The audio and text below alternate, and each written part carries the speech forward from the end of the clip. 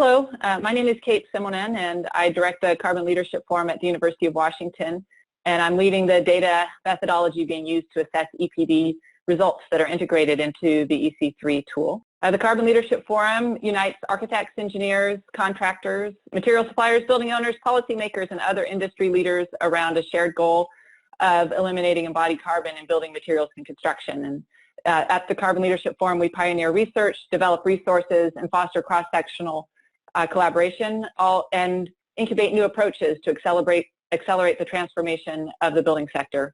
And the EC3 tool is one of the examples of this incubated projects.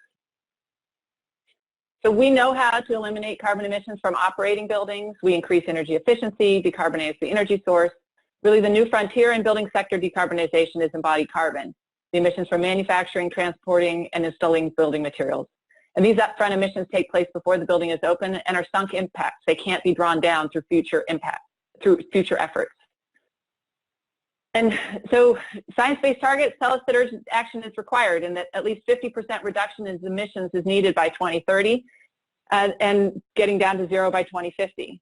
And the building sector is a major driver of these emissions. And if we look at building materials and construction, they are, at least 11% and arguably more. The little segment of the pie here is just the major contributions from steel, cement, aluminum, glass.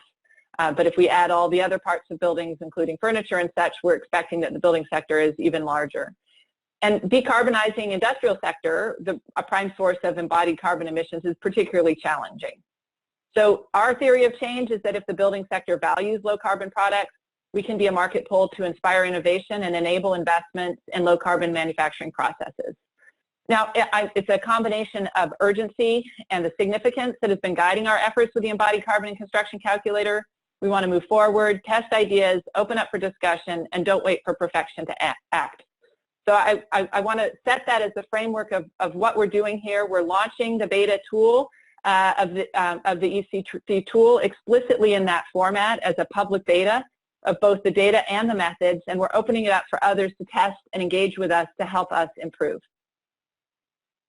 So the Embodied Carbon and Construction Calculator is free and easy to use, or at least it's designed to be easy to use, to allow benchmarking, assessment, and reduction of embodied carbon. It utilizes building material quantities from construction estimates and links them to EPDs in order to look at the whole building and as well as products. So we've brought together nearly 50 organizations to help us bring this tool to its public beta launch, and we're really appreciative of their support. We would not be there without that. So if we're looking to eliminate embodied carbon from buildings, or at least radically reduce it, there are really three main strategies. The first strategy is looking at optimizing a project where we decide between new or retrofit, and tools existed that were rules of thumb. Or simple strategies to do that. If we're looking at optimizing a system, we're looking at switching out materials or shapes, and then that part, you really need to take a life cycle thinking. If I'm going to compare two objects that have non-functional, potentially non-functional equivalent or different impacts throughout use and end of life. And then the third stage is around optimizing specification and procurement, meaning when you know you want to buy steel, how do you select the lowest carbon footprint steel or concrete or glass or carpet or sheetrock? So this is where we saw a real gap. Although environmental products declarations existed, there were not, it was not easy for people to understand and use. So that's really where we're looking to leverage EPDs through the EC3 tool. And this, so the EC3 tool is looking to fill a gap in current embodied carbon accounting. So existing life cycle assessment tools exist to help make full building life cycle assessments. The EC3 tool is looking at the material to within material category comparisons. And the goal of this is to help people interpret data that is being publicly released in EPDs and motivate the production of higher quality supply chain specific data. So at its most simple level, the Embodied Carbon Construction Calculator is a database of environmental product declarations that have been digitized and that are able to be sorted by the embodied carbon magnitude. The digits, we've evaluated the results of the EPDs and placed them into proper categories in order to help people interpret and use this data. The tool also enables users to input material quantities, connect those to appropriate environmental product declarations, and wrap that up to a whole building assessment where they can understand the overall magnitude of embodied carbon in a building and understand the opportunities for improvement.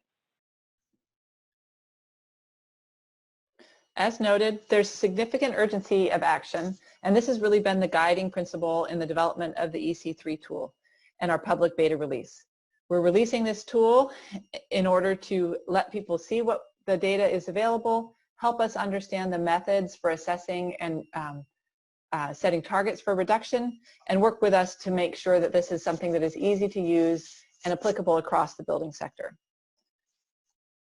Again, I want to thank the industry sponsors for their support and point you to resources where you can get additional information. The Carbon Leadership Forum provides a broad range of information about embodied carbon action and strategies, as well as background and methodology for the embodied carbon and construction calculator.